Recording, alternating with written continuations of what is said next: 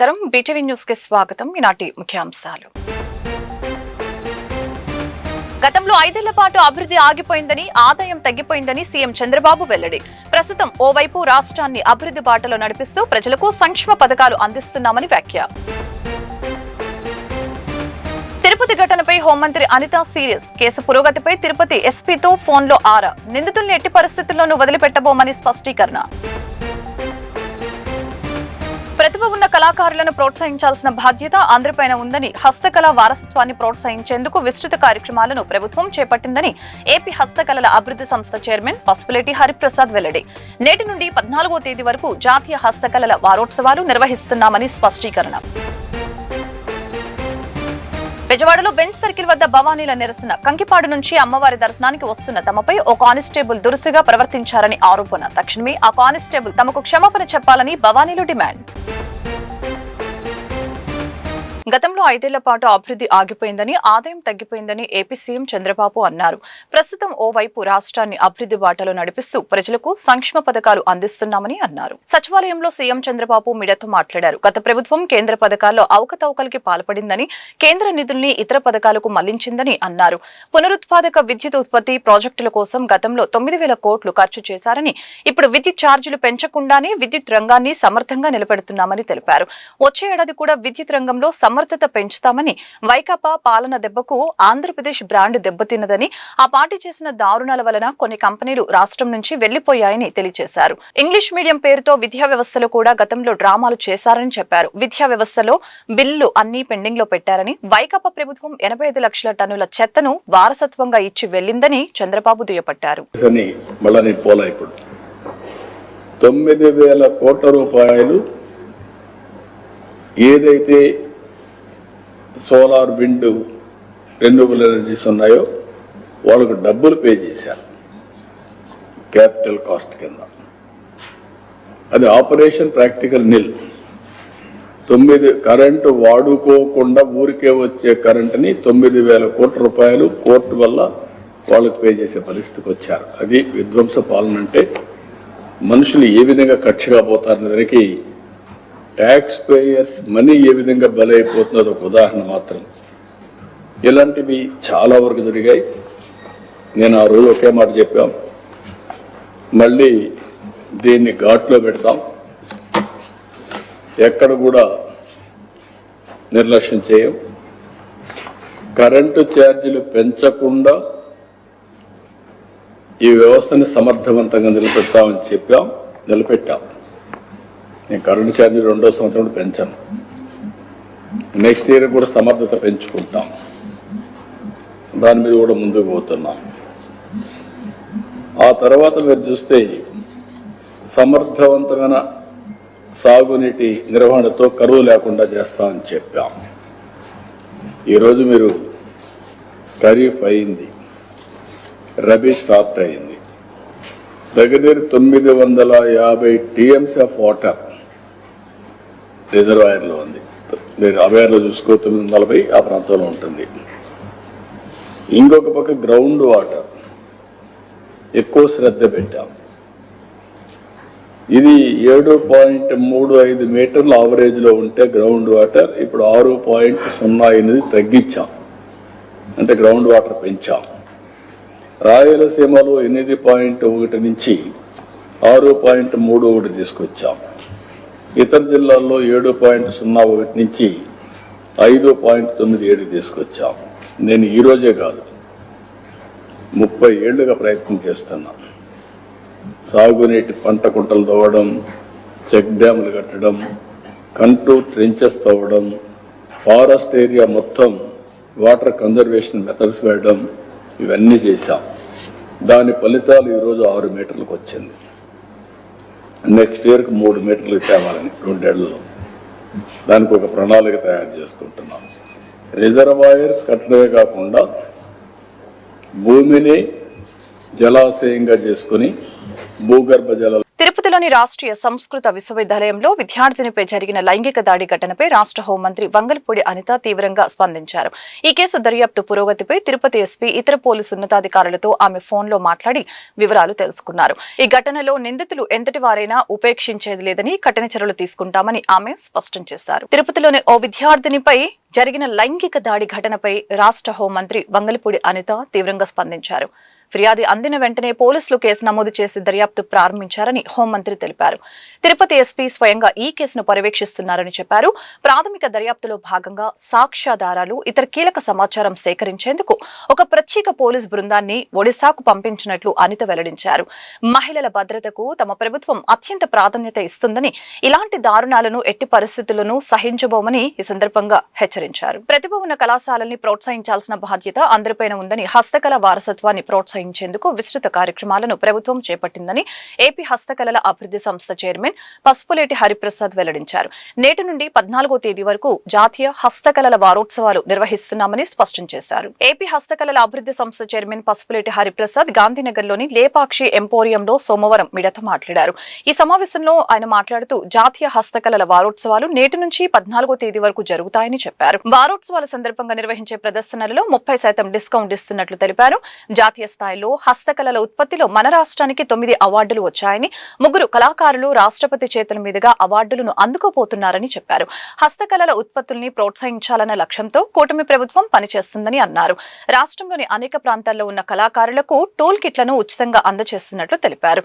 అన్ని జిల్లాల కలెక్టర్లు వారోత్సవాలకి పూర్తి సహకారం అందించాలని అన్నారు. ఓం నమో వెంకటేశాయ. ప్రింట్ అండ్ ఎలక్ట్రానిక్ మీడియా సోదరులందరూ కూడా రాష్ట్ర హస్తకళ కార్పొరేషన్ నుండి మీ అందరికి కూడా స్వాగతం పలుకుతున్నాం. ఈరోజు విజయవాడలో హ్యాండిక్రాఫ్ట్ కార్పొరేషన్ లేపక్షి నుండి మనము చాలా ఆనందంగా ప్రకటిస్తున్నాం. జాతీయ హస్తకళ వారోత్సవం మనము ఈ నెల 8వ తారీఖు నుంచి 14వ తారీఖు వరకు మన ఏపీ హ్యాండిక్రాఫ్ట్ కార్పొరేషన్ తరఫున వైభవంగా రాష్ట్రంలో, అలాగే మన ప్రధానమంత్రి గారి ఆదేశాల మేరకు భారతదేశం అంతా, మన ముఖ్యమంత్రి వర్యులు చంద్రబాబు నాయుడు గారు, అలాగే ఉప ముఖ్యమంత్రి వర్యులు పవన్ కళ్యాణ్ గారు, అలాగే మంత్రివర్యులు సవిత గారి ఆధ్వర్యంలో ఈ యొక్క వారోత్సవాలు చాలా ఘనంగా కళాకారులను, హస్తకళాకారులను ప్రోత్సహించే విధంగా వాళ్లకు వివిధ రకాల సహాయం చేస్తూ, అలాగే వారి యొక్క కళను ప్రదర్శించడానికి రాష్ట్రంలో ఏపీ హ్యాండిక్రాఫ్ట్స్ చేతుల మీదుగా చాలా ప్రోగ్రామ్స్ కూడా ఈ వారంలో డిజైన్ చేయబడ్డాయి. ముఖ్యంగా మనం చాలా గర్వంగా చెప్పుకోవచ్చు, 36 వన్ డిస్ట్రిక్ట్ వన్ ప్రోడక్ట్ లో మనకు దాదాపు ఢిల్లీలో మన జరిగిన అవార్డ్స్లో దాదాపు 9 అవార్డ్స్ రావడం చాలా గర్వకారణం. అలాగే రేపు జరుగుతున్న, ముఖ్యంగా ఢిల్లీలో జరుగుతున్న అవార్డుల్లో టెక్స్టైల్ శాఖకు సంబంధించిన డెవలప్మెంట్ కమిషనర్ నిర్వహించే విజయవాడలోని బెంజ్ సర్కిల్ వద్ద భవానీలు సోమవారం రోడ్డుపై బైఠాయించి నిరసన తెలిపారు. కంకిపాడు నుంచి అమ్మవారి దర్శనానికి వస్తున్న తమపై ఓ కానిస్టేబుల్ దురుసుగా ప్రవర్తించారని ఆరోపించారు. దీనికి నిరసనగా రోడ్డుపై కూర్చుని భజన చేశారు. తక్షణమే ఆ కానిస్టేబుల్ తమకు క్షమాపణ చెప్పాలని భవానీలు డిమాండ్ చేశారు.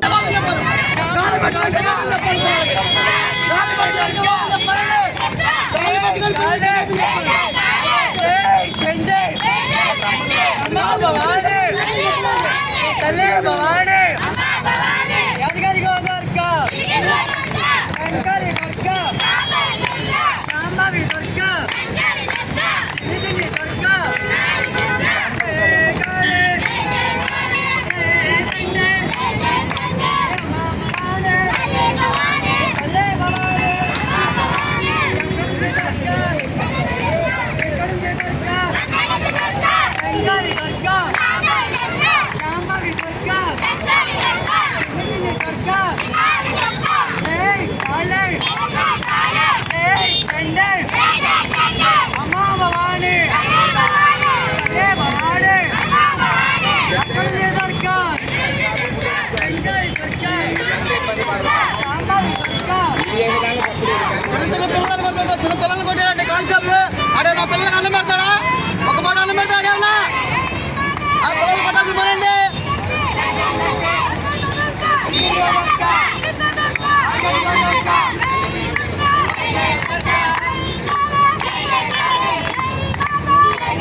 మచిలీపట్నంలో ఎన్టీఆర్ సర్కిల్ వివాదాస్పదంగా మారింది. గత 2 రోజుల క్రితం హౌసింగ్ బోర్డు రింగుకు దివంగత మాజీ ప్రధానమంత్రి అటల్ బిహారీ వాజ్పేయి సర్కిల్ అని నామకరణం చేసి ఫ్లెక్సీలు ఏర్పాటు చేశారు బీజేపీ నేతలు. అయితే ఈ విషయంపై టీడీపీ నేతలు అభ్యంతరం చెబుతున్నారు. మచిలీపట్నంలో ఎన్టీఆర్ సర్కిల్ వివాదాస్పదంగా మారింది. గత 2 రోజుల క్రితం హౌసింగ్ బోర్డు రింగుకు దివంగత మాజీ ప్రధానమంత్రి అటల్ బిహారీ వాజ్పేయి సర్కిల్ అని నామకరణం చేసి ఫ్లెక్సీలు ఏర్పాటు చేశారు బీజేపీ నేతలు. సోమవారం అదే రింగులో వాజ్పేయి విగ్రహ శంకుస్థాపనకు సిద్ధమయ్యారు బీజేపీ నేతలు. ఈ క్రమంలోనే వాజ్పేయి పేరు పెట్టడాన్ని తీవ్రంగా వ్యతిరేకిస్తున్నారు తెలుగుదేశం నేతలు. ఈ నేపథ్యంలో హౌసింగ్ బోర్డు రింగ్ లో కూర్చొని నిరసన తెలిపారు urban bank chairman Dilip Kumar. గతంలోనే హౌసింగ్ బోర్డు రింగ్ సెంటర్ ని ఎన్టీఆర్ సర్కిల్ గా నామకరణం చేస్తూ మున్సిపాలిటీలో తీర్మానం చేసిన విషయం తెలిసిందే. ఎన్టీఆర్ విగ్రహాన్ని కూడా ఏర్పాటు చేయాలని మున్సిపాలిటీలో తీర్మానం చేసింది అప్పటి పాలకవర్గం. ఎన్టీఆర్ సర్కిల్ గా ఉన్న ఈ సెంటర్ ని వాజ్పేయి సర్కిల్ గా ఎలా పెడతారని ఈ సందర్భంగా ప్రశ్నించారు. టీడీపీ నేతలు అలాగే వాజ్పేయి సర్కిల్ గా పెట్టవద్దని తెలుగు తమ్ముళ్లు ఆందోళనకి దిగారు. ఈ క్రమంలో హౌసింగ్ బోర్డు రింగుకు వచ్చి బీజేపీ నేతలు కూడా పోటాపోటీగా నిరసన తెలిపారు. వల్లభనేని వంశీ ప్రధాన అనుచరుడు కొమ్మా కోట్లుని పోలీసులు అరెస్టు చేశారు. సత్యవర్ధన్ కిడ్నాప్ కేసులో A2 నిందితుడిగా కొమ్మా కోట్లు ఉన్నాడు. అంతేకాకుండా గన్నవరం టీడీపీ కార్యాలయంపై దాడి కేసులో ప్రమేయం ఉందని పోలీసులు భావిస్తున్నారు. కొంతకాలంగా అజ్ఞాతంలో ఉన్న కోట్లును పోలీసులు పట్టుకున్నారు. గన్నవరం మాజీ ఎమ్మెల్యే వైసీపీ నేత వల్లభనేని వంశీకి ప్రధాన అనుచరుడైన కొమ్మా కోట్లును పోలీసులు ఎట్టకేలకు అదుపులోకి తీసుకున్నారు. సంచలనం సృష్టించిన సత్యవర్ధన్ కిడ్నాప్ కేసులో A2 నిందితుడిగా ఉన్న కోట్లు గత కొంతకాలంగా అజ్ఞాతంలో ఉంటూ పోలీసులకు చిక్కకుండా తప్పించుకుని తిరుగుతున్నాడు. కోట్లు ఆచూకీపై పక్కా సమాచారం అందుకున్న పట్టమట పోలీసులు ప్రత్యేక బృందాలను రంగంలోకి దింపి అతన్ని అరెస్టు చేశారు. సత్యవర్ధన్ ను బెదిరించి కిడ్నాప్ చేసిన వ్యవహారంతో పాటు గన్నవరం టీడీపీ కార్యాలయంపై జరిగిన దాడి కేసులో కూడా కోట్లు నిందితుడిగా ఉన్నట్లు పోలీసులు ఈ సందర్భంగా తెలియజేశారు. ప్రస్తుతం కోట్లను అదుపులోకి తీసుకున్న పోలీసులు విజయవాడ ప్రభుత్వ ఆసుపత్రిలో మెడికల్ టెస్టులు నిర్వహించి అనంతరం SC/ST కోర్టు తరలించారు. తమ నాయకుడు ముఖ్యమంత్రి చంద్రబాబు నాయుడు టీడీపీ నాయకులు అధికారాన్ని అలంకారంగా కాకుండా పెద్ద బాధ్యతగా భావిస్తామని ఎంపీ కేశినేని శివనాథ్ సెంట్రల్ నియోజకవర్గం ఎమ్మెల్యే బోండా ఉమామహేశ్వరరావు వెల్లడించారు. విజన్ యాక్షన్ ప్లాన్ 2047లో భాగంగా సీఎం చంద్రబాబు నాయుడు ఆదేశాల మేరకు సెంట్రల్ నియోజకవర్గంలో విజన్ యాక్షన్ ప్లాన్ కార్యక్రమాన్ని ప్రారంభించినట్లు స్పష్టం చేశారు. రాష్ట్రంలో మొట్టమొదటిసారిగా విజయవాడ సెంట్రల్ నియోజకవర్గంలో కార్యాలయాన్ని ప్రారంభించడం ఆనందించదగ్గ విషయమని తెలిపారు. సెంట్రల్ నియోజకవర్గంలో BRTS రోడ్లో విజన్ యాక్షన్ ప్లాన్ సెంట్రల్ నియోజకవర్గ కార్యాలయాన్ని ప్రారంభించారు. MP Keshineni Sivanath central MLA Bonda Uma, Noor Basha corporation chairman Nagul మేరా, మాజీ ఎమ్మెల్సీ బుద్దా వెంకన్న సంయుక్తంగా కార్యాలయాన్ని ప్రారంభించారు. ఈ సందర్భంగా వారు మాట్లాడుతూ విజన్ యాక్షన్ ప్లాన్ 2047 కార్యక్రమంలో భాగంగా ముఖ్యమంత్రి చంద్రబాబు నాయుడు ఆదేశాల మేరకు రాష్ట్ర వ్యాప్తంగా 175 నియోజకవర్గాల్లో విజన్ యాక్షన్ ప్లాన్ కార్యాలయాన్ని ప్రారంభిస్తున్నట్లు తెలిపారు. ఈ కార్యాలయం ద్వారా ప్రజలకు అందుబాటులో ఉంటూ నియోజకవర్గంలోని అభివృద్ధి, సంక్షేమ, విజన్, ఉపాధి, ఉద్యోగ అవకాశాలు కల్పించాలన్నదే కూటమి ప్రభుత్వ లక్ష్యమని తెలియజేశారు. గారి కార్యాలయం ఓపెన్ ప్రారంభానికి రావడం అందరికీ ఆనందంగా ఉంది. ఏదైనా కార్యక్రమాన్ని ఆయన తలుచుకుంటే ఏ కార్యక్రమం అయినా చాలా స్పీడ్గా చేస్తారు. మనం చూసాం. రాష్ట్రంలో ఈ కార్యాలయాలు 175లో మొట్టమొదటిసారిగా సెంట్రల్ నియోజకవర్గంలో ఓపెన్ చేయటం, అందులో కార్యాలయం కూడా చాలా చక్కగా తయారైంది. తప్పకుండా గౌరవ ఎమ్మెల్యే గారి ఆధ్వర్యంలో సెంట్రల్ నియోజకవర్గం అభివృద్ధి బాటలో బ్రహ్మాండంగా నడుస్తుంది. ప్రతినిత్యం ప్రజలతో ఉండే వ్యక్తి ఆయన కాబట్టే అభివృద్ధి, సంక్షేమం సమపాలనలో తీసుకెళ్తున్నారు. మనం చూసాం. జీవో నెంబర్ 30 గురించి కూడా ఆయన రెవెన్యూ ఆఫీసర్స్తో పదే సమీక్షా సమావేశాలు నిర్వహించడమే కాకుండా సమస్య ఎక్కడైతే పరిష్కరించాలో ఆ విధంగా చేయమని గౌరవ ముఖ్యమంత్రి వర్యులు కూడా ఇవ్వడం జరిగింది. వీటికి తోడు ఇక్కడ ఉన్న ట్రాఫిక్ సమస్యలు, ముఖ్యంగా ఈ ప్రాంతంలో ఉన్న ట్రాఫిక్ సమస్యల మీద కూడా వారు దృష్టి పెట్టడం జరిగింది. డ్రైనేజ్ కానించి ఇవాళ ఈ నియోజకవర్గం 2014 ముందు ఎట్లా ఉండేది, 2014 నుంచి 19 వరకు ఎంత అభివృద్ధి చెందింది, 19 నుంచి ఒక్క రాయి కూడా ఇక్కడ గత ప్రభుత్వం వేయలేదు. మళ్ళీ కూటమి అధికారంలోకి రాగానే ఎన్నో రోడ్లు, ఎన్నో బ్రిడ్జిలు, ఎన్నో ROBలు, RUBలు, అంతేకాకుండా ఎన్నో సంక్షేమ కార్యక్రమాలు మళ్ళీ తీసుకురావడం జరిగింది. తప్పకుండా ప్రతినిత్యం, ఇందాకే ఒక మ్యాగజైన్ కూడా ఓపెన్ చేశాం, ప్రతి నెల కూడా ఆయన చేసే కార్యక్రమాలు స్థానిక శాసనసభ్యులు అలాగే ప్రభుత్వ విప్ బోండా ఉమామహేశ్వర గారి సారథ్యంలో ఏదైతే ఆంధ్ర రాష్ట్ర ప్రభుత్వం చంద్రబాబు నాయుడు గారు నియోజక అభివృద్ధికి మరి స్థానిక ఎమ్మెల్యేని చైర్మన్గా మిగతా ఆఫీసర్లని ఇక్కడ ఉండేలాగా కార్యాలయం ఓపెన్ చేశారు. మరి ఇందాక ఎంపీ గారు చెప్పినట్టు రాష్ట్రంలోనే మొట్టమొదటి కార్యాలయం ఒక విజనున్న నాయకుడు బోండా ఉమామహేశ్వరరావు గారు అని చెప్పడంలో ఎటువంటి సందేహం లేదు. ఉదాహరణకు రెండు విషయాలు. ఆ రోజు 2004 నుంచి 2014 వరకు కాంగ్రెస్ ప్రభుత్వం ఉండేది. ఆ రోజు 500 రూపాయలు పెన్షన్ ఇస్తే బోండా ఉమామహేశ్వరరావు కొత్తగా రాజకీయాల్లోకి వచ్చి ఆ రోజు అందరికీ పెన్షన్లు అందకపోతే అసలు రాజకీయాల్లో వచ్చిన మొట్టమొదటి రోజు నుంచి కూడా 1000 రూపాయలు ఎవరికైతే పెన్షన్ లేదో 1000 రూపాయలు ఇచ్చి ప్రభుత్వం రాగానే నేను 1000 రూపాయలు పెన్షన్ చేపిస్తానని చెప్పడం జరిగింది. కానీ 2009లో ఆయనకి టికెట్ రాకపోయినా సరే మరి అది కంటిన్యూ చేసి 2014 వరకు కూడా కంటిన్యూ చేసేయారు. చంద్రబాబు నాయుడు గారు ఏ రోజైతే ముఖ్యమంత్రి అయ్యారో ఆ రోజు ముఖ్యమంత్రి అయ్యి బోండా ఉమామహేశ్వరరావు గారు చేసినటువంటి ఆ కార్యక్రమాన్ని రాష్ట్రంలో చంద్రబాబు నాయుడు గారి ఆదేశాల మేరకు విజన్ యాక్షన్ ప్లాన్ 2047 దీనికి ప్రతి నియోజకవర్గ శాసనసభ్యుడికి కూడా కార్యాలయాన్ని ఏర్పాటు చేసి ఆ కార్యాలయం ద్వారా ప్రజలకు అందుబాటులో ఉంటూ ఆ నియోజకవర్గ అభివృద్ధి, సంక్షేమం, విజను, ఉపాధి, ఉద్యోగ అవకాశాలకి ఒక డాక్యుమెంట్ చేసి ఆ డాక్యుమెంట్ని అధికారుల ద్వారా శాసనసభ్యుడు చైర్మన్గా ఉంటూ దాన్ని ఇంప్లిమెంట్ చేసే విధంగా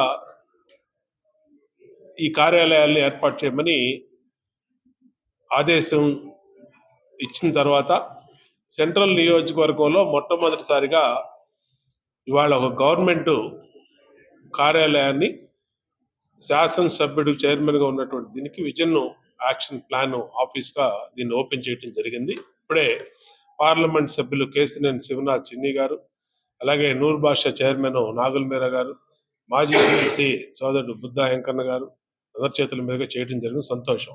అంటే ప్రజలకు మరింత చేరువలో, మాకు అధికారం అనేది అలంకారం కాదు, అధికారం అనేది మాకు బాధ్యత. దాన్ని నిరంతరం లో భాగంగా 175 మందికి కూడా ఎమ్మెల్యే కార్యాలయం ఇవ్వటం జరిగింది. అందులో ప్రథమంగా బోండా ఉమా గారు అద్భుతంగా ఆఫీసును చేసి ప్రారంభించినటువంటి బోండా ఉమా గారికి మా హృదయపూర్వకమైనటువంటి అభినందనలు తెలియజేస్తా ఉన్నాం. అట్లాగే ఎంపీ గారికి కానీ, అట్లా బుద్ధ వెంకన్న గారికి కానీ, ఇక్కడికి వచ్చేసిన నాయకులకు, కార్యకర్తలు. మరి సెంట్రల్ నియోజకవర్గ చరిత్రలో 70,000తో గెలిచిన ఏకైక ఎమ్మెల్యే బోండా ఉమామహేశ్వరరావు గారు 70,000 మెజార్టీతో గెలిపించినటువంటి ఈ ప్రజల ఆకాంక్షలకు అనుగుణంగా పనిచేయాలనేటువంటి తపనతోటి నిరంతరం ప్రజల మధ్య ఉంటూ ప్రజా సమస్యలు పరిష్కరిస్తూ ప్రభుత్వం నుంచి రావాల్సినటువంటి అన్నీ కూడా తీసుకొచ్చి ఈ నియోజకవర్గాన్ని అభివృద్ధి పథంలో నడిపిస్తా ఉన్నారు బోండా ఉమా గారు. ఇవాళ ఇది బోండా ఉమా గారు చెప్పినట్లు 11 డివిజన్లకి ఇది సెంటర్. ఉదయం ఇంటి దగ్గర కానీ, అట్లాగే ఉదయం 10 నుంచి 2 వరకు సింగినగర్లో, 4 నుంచి 8 వరకు ఇక్కడ అనేది ఒక టైమింగ్ పెట్టుకున్నారు. అంటే నియోజకవర్గ ప్రజలందరికీ ప్రతిదినం అందుబాటులో ఉండే విధంగా కార్యాచరణ రూపొందించడం. ఇదివరకంటే ఎమ్మెల్యే గారి దగ్గరికి వెళ్ళినప్పుడు ఎమ్మెల్యే గారు ఏదైనా పని ఉంటే సంబంధిత అధికారులకు ఫోన్ చేసే పరిస్థితి ఉంటే, ఇప్పుడు ఎమ్మెల్యే గారి ఆఫీసులోనే గవర్నమెంట్ అధికారులు మొత్తం ఆర్డీఓ క్యాడర్ దగ్గర నుంచి ముఖ్యమంత్రి సహాయ నిధి సీఎంఆర్ఎఫ్ అనేది చాలా గొప్ప కార్యక్రమం అని, వేల మందికి 100 కోట్ల రూపాయలను వైద్య సహాయానికి కూటమి ప్రభుత్వం మంజూరు చేస్తుందని తూర్పు నియోజకవర్గ ఎమ్మెల్యే గద్దె రామ్మోహన్ తెలిపారు. వైఎస్ జగన్మోహన్ రెడ్డి హయాంలో సొంత ఖర్చులతో వైద్య చికిత్సలు చేయించుకున్న వారు అప్పుల పాలై ఇప్పటికీ ఆర్థికంగా చాలా ఇబ్బందులు పడుతున్నారని చెప్పారు. జగన్మోహన్ రెడ్డి కాలంలో తాము వైద్య చికిత్సలు చేయించుకున్నామని, తమకు సీఎంఆర్ఎఫ్ ద్వారా ఆర్థిక సహాయం చేయాల్సిందిగా ఆసుపత్రికి చెందిన బిల్లుల్ని తీసుకుని ఇప్పటికీ తన కార్యాలయానికి చాలా మంది ప్రజలు వస్తున్నారని ఎమ్మెల్యే తెలిపారు. సోమవారం ఉదయం తూర్పు నియోజకవర్గ పరిధిలోని 21వ డివిజన్ కృష్ణలంక సత్యంగారి హోటల్ దగ్గర వైద్య సహాయం నిమిత్తం ముఖ్యమంత్రి సహాయ నిధి ద్వారా 30 మందికి మంజూరైన 36,64,880 రూపాయల విలువైన చెక్కుల పంపిణీ కార్యక్రమం జరిగింది. తూర్పు నియోజకవర్గ ఎమ్మెల్యే గద్దె రామ్మోహన్ హాస్డే లబ్ధిదారులకి స్వయంగా చెక్కులను అందజేశారు. ఇదే కార్యక్రమంలో తాడిశెట్టి సోముకి వైద్య ఖర్చుల నిమిత్తం 10,000, 19వ డివిజన్ కి చెందిన తెలుగుదేశం పార్టీ కార్యకర్త పేరుపోగు రవి మరణించడంతో వారి కుటుంబ సభ్యులకు గద్దె రామ్మోహన్ 25,000 5,000 రూపాయలు ఆర్థిక సాయం చేశారు. ఈ సందర్భంగా ఎమ్మెల్యే గద్దె రామ్మోహన్ మాట్లాడారు. ముఖ్యమంత్రి సహాయ నిధి అనేది చాలా గొప్ప కార్యక్రమం అని తెలియజేశారు. అంత గొప్ప కార్యక్రమాన్ని ముఖ్యమంత్రి నారా చంద్రబాబు నాయుడు ప్రారంభించిన కార్యక్రమం అనే ఒకే ఒక్క కారణంతో పేదలకు ఎంత మేలు చేసే ఈ సీఎంఆర్ఎఫ్ వైఎస్ జగన్మోహన్ రెడ్డి ముఖ్యమంత్రి అయిన తర్వాత నిలిపివేశారని చెప్పారు. సీఎంఆర్ఎఫ్ పథకమే కాకుండా అన్నా క్యాంటీన్లను కూడా రద్దు చేశారని అన్నారు. కార్మికులు పేదల ఆకలిని తీర్చే అన్నా క్యాంటీన్లను తొలగించడం వలన పేదలు చాలా ఇబ్బందులు పడ్డారని చెప్పారు. ముఖ్యమంత్రిగా ఉన్నవారు పేదలకు అండగా ఉండేలా నిర్ణయాలు తీసుకోవాలని ఈ సందర్భంగా తెలిపారు. నారా చంద్రబాబు నాయుడు గారు, పవన్ కళ్యాణ్ గారు ఈ సీఎంఆర్ఎఫ్ ద్వారా వాళ్ళ కష్టాల్లో ఆదుకున్న దానికి ఒక ఉదాహరణ. గతంలో సీఎంఆర్ఎఫ్ అంటే అది నారా చంద్రబాబు నాయుడు గారు మొదలుపెట్టిన కార్యక్రమం కాబట్టి జగన్మోహన్ రెడ్డి గారు ఆ కార్యక్రమాన్ని జీరో చేశారు. అంటే ప్రజలు అనేది వాళ్ళకేసినా వీళ్ళకేసినా ప్రజలే. మనం ప్రజల సొమ్ముని మరలా ప్రజలకి ఇబ్బందులు ఉన్నప్పుడు వాళ్ళకి ఇస్తూ ఉన్నాం. అది చంద్రబాబు గారు ప్రజావేదిక కట్టాడు కాబట్టి కూల్ చేస్తాను, చంద్రబాబు గారు అమరావతి అక్కడ అన్నాడు కాబట్టి తీసేస్తాను, చంద్రబాబు గారు సీఎంఆర్ఎఫ్ ఇచ్చాడు కాబట్టి నేను తీసేస్తాను, అన్నా క్యాంటీన్ పెట్టాడు కాబట్టి నేను అన్నా క్యాంటీన్ రద్దుపరుస్తున్నానంటే ఆ విధమైన పరిపాలన మనస్తత్వం ఎట్లుంటుందో మీరు అందరూ కూడా గమనించుకోవాలి. ప్రత్యేకంగా వైఎస్ఆర్సీపీ పార్టీ అభిమానులు నేను అడుగుతున్నాను, అన్నా క్యాంటీన్లో భోజనం ఎవరు చేశారండి? రోజుకి కార్మికులు చేశారు. వాళ్ళు ఇళ్ళకాడ క్యారేజ్ కట్టుకునే పని లేకుండా కార్మికులు వచ్చి భోజనం చేశారు. పేదవారు పెనాల్టీల జీవో 21ని రద్దు చేయాలని, సంక్షేమ బోర్డు ఏర్పాటు చేయాలని, భారీగా పెంచిన ఫిట్నెస్ ఫీజు ఉత్తర్వులతో పాటు 4 లేబర్ కోడ్స్ రద్దు చేయాలని ఏపీ ప్రగతిశీల ఆటో మోటార్ వర్కర్స్ ఫెడరేషన్ రాష్ట్ర అధ్యక్షులు కె పొలారి కూటమి ప్రభుత్వాన్ని డిమాండ్ చేశారు.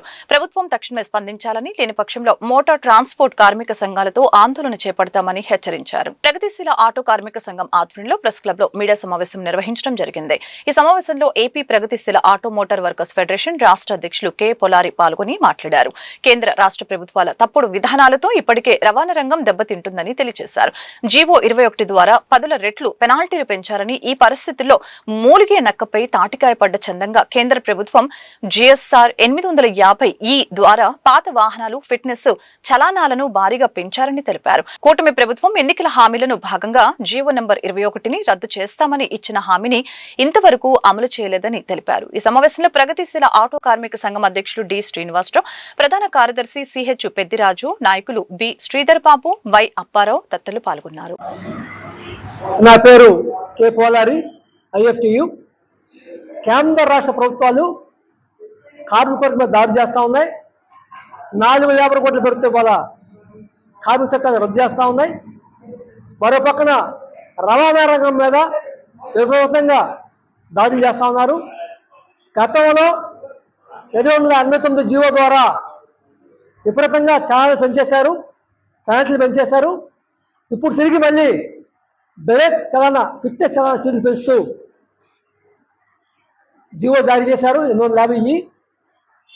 అంటే ఒక పక్కన 21 జీవో ద్వారా ఇప్పటికే మేము ఇబ్బందులు పడతా ఉన్నాం. విపరీతంగా పెనాల్టీలు ఉన్నాయి, భారాలు ఉన్నాయి, అవి తగ్గించాలని కోరుతా ఉన్నాం. చంద్రబాబు గారు ఎన్నికల ముందు హామీ ఇచ్చారు, అధికారానికి వస్తే 21 జీవో తీసేసి సవరిస్తాం, తగ్గిస్తామని చెప్పారు. ఇవాళ అధికారంకి వచ్చాక ఇప్పటి వరకు చేస్తాం అంటారు, చేయట్లేదు. మరో పక్కన మళ్ళీ దానికి తోడుగా మళ్ళీ సలహా పెంచుతూ ఫిట్నెస్కి జీవో వచ్చింది. ఆటోకి సంబంధించి 15 సంవత్సరాల వయసు ఉన్న ఆటోకి 3,500 రూపాయలు, 20 సంవత్సరాలు దాటితే 7,000 రూపాయలు చలా వేస్తూ ఉన్నారు.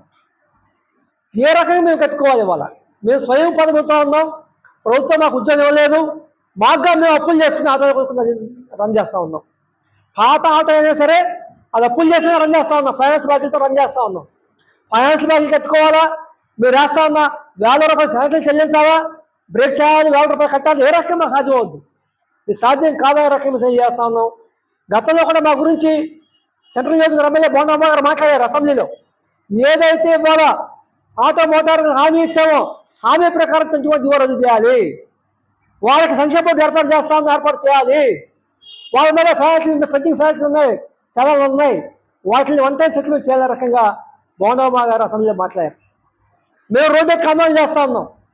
కానీ వాళ్ళ అసెంబ్లీలో ఎమ్మెల్యే ఆయన మాట్లాడితే లేకపోతే ఉపయోగం ఏముంది? మీ ఎమ్మెల్యే, మీ అధికార పార్టీ ఎమ్మెల్యే, మీ సొంత మనిషి ఆయన అసెంబ్లీలో మాట్లాడితే మరి ఆ విషయాలు మీరు పరిధిలో తీసుకోవట్లేదు, హామీలు ఇస్తాను అమలు చేయట్లేదు.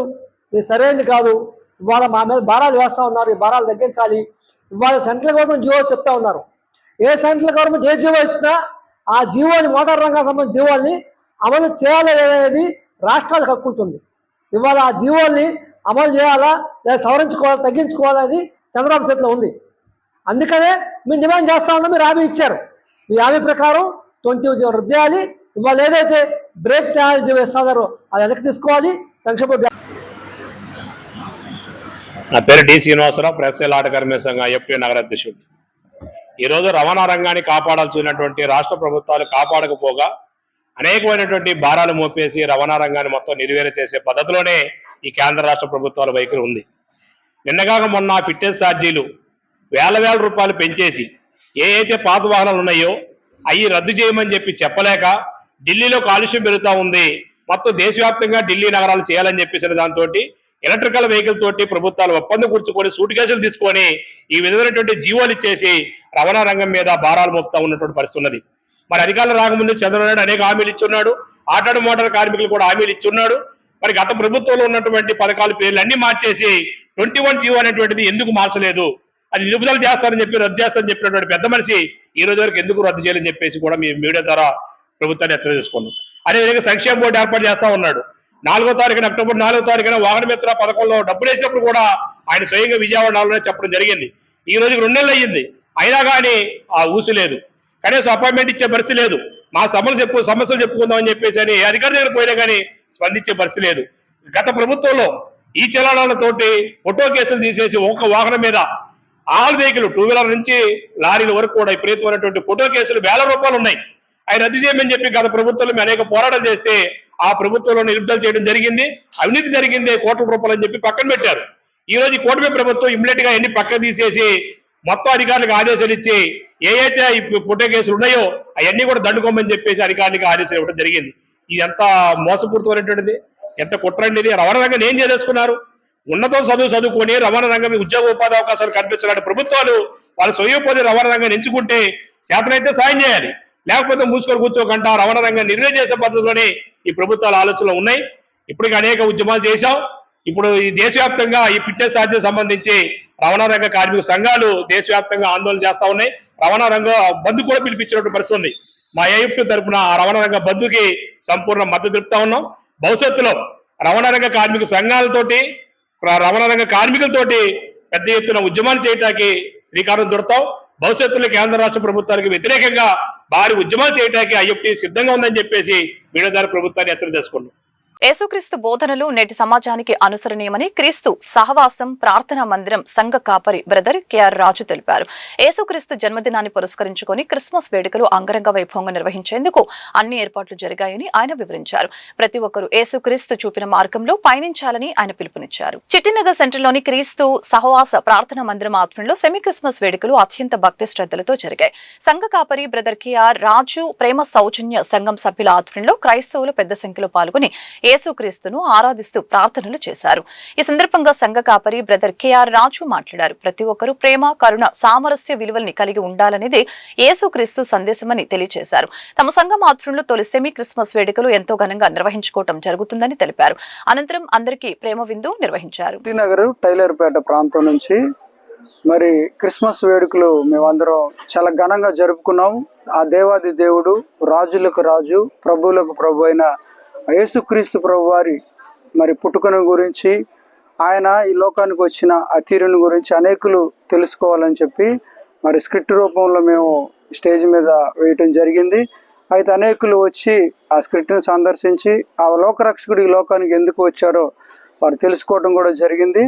అదేవిధంగా అందరూ యేసుక్రీస్తుని ఎరగాలని, నమ్మాలని, ఆయన వైపు తిరగాలని, ఈ లోకంలో ఉన్న ఆశల వైపు కాకుండా మరి ఆ పరలోక రాజ్యంలో ఆయన మన కోసం ఏర్పరిచిన ఆ మహిమలో మనమందరం కూడా పాలి భాగస్తులు అవ్వాలని ఆ తండ్రి ఏ రీతిగా ఈ భూలోకానికి వచ్చి మరి ఆయన తల్లిదండ్రులకు లోబడి మరి ఆయన అనేక అద్భుతాలు, అనేక కార్యాలు మరి లోకంలో జరిపించిన తర్వాత మరి ఆయన మన పాపాలన్నిటినీ ఆయనపై మోపుకొని ఆయన పరలోక రాజ్యం చేర్చబడి ఉన్నాడు. కాబట్టి మనమందరం ఏం చేయాలంటే యేసుక్రీస్తు ప్రభువుని నమ్ముకోవాలా, అంగీకరించారా, ఎరగాల. అదేవిధంగా మరి ఏదైతే ఈ క్రిస్మస్ వేడుకలు ఈ నెలంతా జరుగుతూ ఉంటాయి, మరి వాటి కోసం కూడా మీ అనుదిన ప్రార్థనలో జ్ఞాపకం చేసుకోవాల్సిందిగా వేడుకుంటూ, ఎవరైతే ఈ కార్యక్రమానికి సహాయం చేశారో, ఎవరైతే కార్యక్రమానికి అండదండగా ఉన్నారో వారందరికీ ప్రభు అయిన యేసుక్రీస్తు వారి పేరిట కృతజ్ఞతలు తెలియజేసుకుంటున్నాము.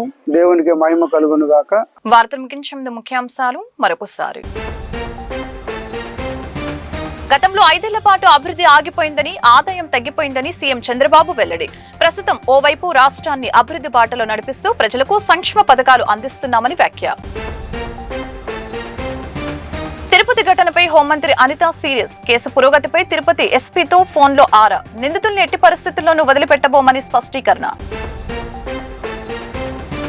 ప్రతిభ ఉన్న కళాకారులను ప్రోత్సహించాల్సిన బాధ్యత అందరిపైన ఉందని, హస్తకళ వారసత్వాన్ని ప్రోత్సహించేందుకు విస్తృత కార్యక్రమాలను ప్రభుత్వం చేపట్టిందని ఏపీ హస్తకళల అభివృద్ధి సంస్థ చైర్మన్ పసుపులేటి హరిప్రసాద్ వెల్లడి. నేటి నుండి 14వ తేదీ వరకు జాతీయ హస్తకళల వారోత్సవాలు నిర్వహిస్తున్నామని స్పష్టీకరణ. బెజవాడలో బెంచ్ సర్కిల్ వద్ద భవానీల నిరసన. కంకిపాడు నుంచి అమ్మవారి దర్శనానికి వస్తున్న తమపై ఓ కానిస్టేబుల్ దురుసుగా ప్రవర్తించారని ఆరోపణ. తక్షణమే ఆ కానిస్టేబుల్ తమకు క్షమాపణ చెప్పాలని భవానీలు డిమాండ్. ఈ వార్తలు ఇంతటితో సమాప్తం. మరొక బులెటిన్లో మళ్ళీ కలుద్దాం. నమస్కారం.